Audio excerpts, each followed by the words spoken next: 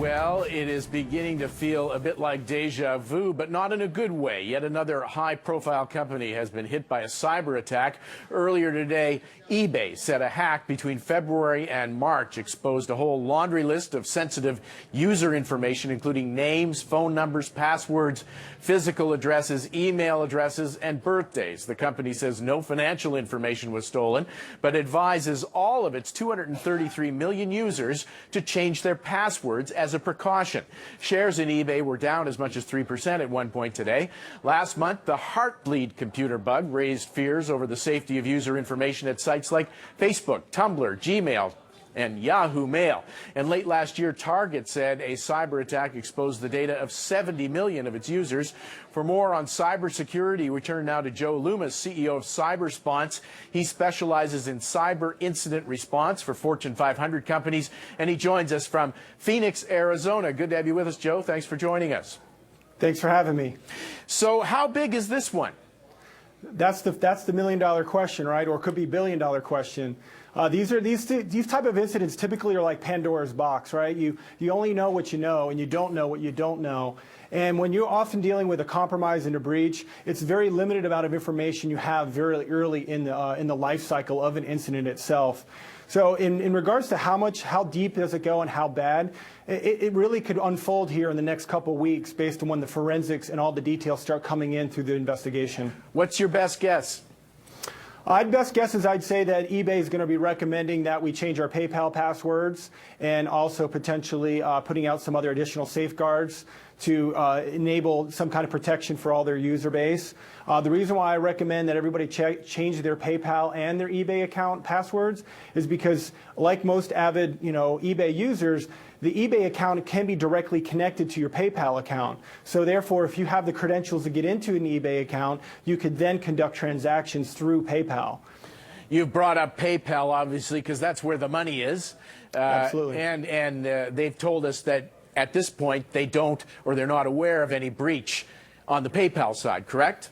That's correct, but the difference is that eBay's user account can be directly connected to your PayPal account within your own interface. So for example, if I buy something on eBay, I can conveniently just pay with my PayPal account without having to log into my PayPal account within my eBay account. So they're a very close marriage right there for convenience, but oftentimes can be difficult in security. And so is there anything that we know that we can compare to what happened at Target in terms of the seriousness of the situation? I would say that you're going to start seeing an unfold of different information as the forensics unfold. I think the problem with Pandora's box is as a publicly traded company, it's often difficult to put stuff out there and then retract it. So I think the limited amount of information is because of there's so many questions that haven't been answered yet. I would say that eBay's user base is far greater. You've got almost 130 million users on eBay. The fear and the concern that I have is that with birthdays, emails, addresses, and phone numbers, that's just a small piece of someone's identity. That can be connected and cross-correlated with social security numbers. It can be connected to other residences, etc. Because if you got someone's date of birth and name, that's a pretty good way of narrowing down your identity. And so when folks like you advise people to change their passwords, do people listen? Oftentimes, people might change to a password that they use elsewhere.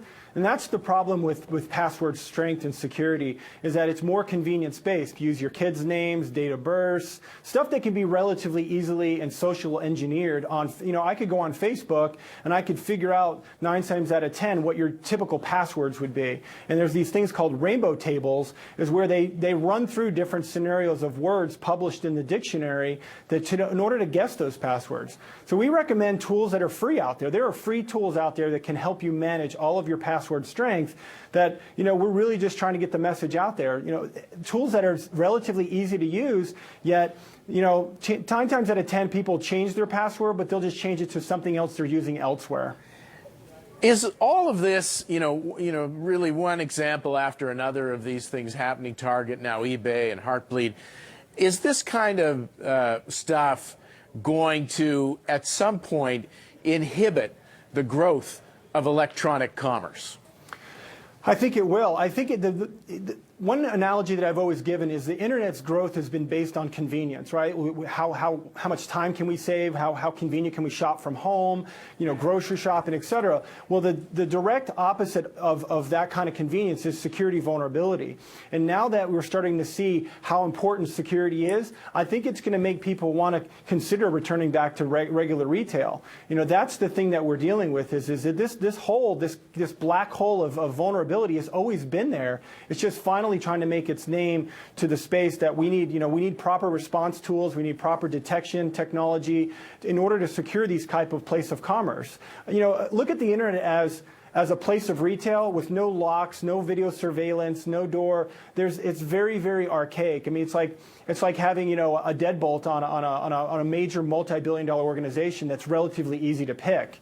And that's the kind of catch-up game that you're going to see here in the next 2 to 4 years.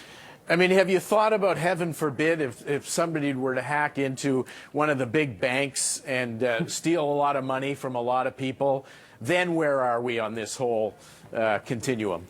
And I think that's one of the biggest verticals that's taking this matter very seriously. Healthcare, financial, governments, all of these are taking extremely difficult position that we've got to really ratchet down in order to secure our environment. And I think that's where the consumer trust is going to have to come in. That's why I see that the government's starting to getting more involved, Canadian and U.S., that you're going to start seeing a lot of cross pollination of agencies working together in order to kind of again play this catch up against these type of malicious groups. Okay, Joe, we have to leave it there, but a pleasure having you with us. Many thanks for making time for us today. Thank you, sir. Thank you.